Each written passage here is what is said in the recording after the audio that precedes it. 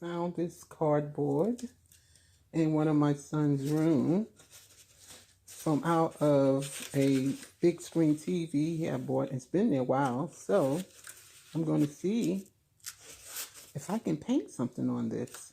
It has foam in the back. Look at that. That would be pretty cool, huh?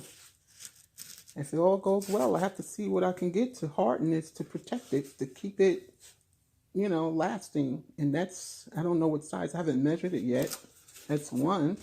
And here's a bigger one right here. Look at that. And it's standing in front of the closet door. And it's like, wow, more than half away from the doorknob. So I don't know what the dimensions are. Cool.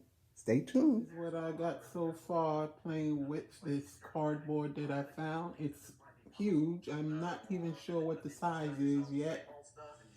That's the top. This is up against the wall. And you can see that it's more than halfway. Let me push it up straight. It's more than halfway of the closet door with, not the closet door, but the handle on the closet. And all the way down. Here, isn't that amazing?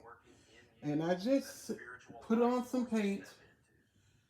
Didn't have anything in mind, and I sat back and watched, and first I see this is like a bird above the head.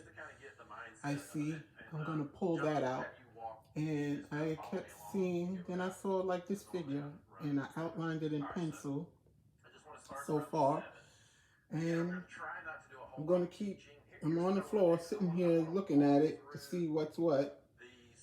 Of course, this is abstract.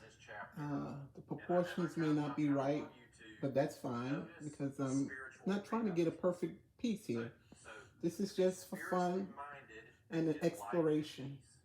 I'll keep you guys abreast of it and show you the final piece. Thanks for watching.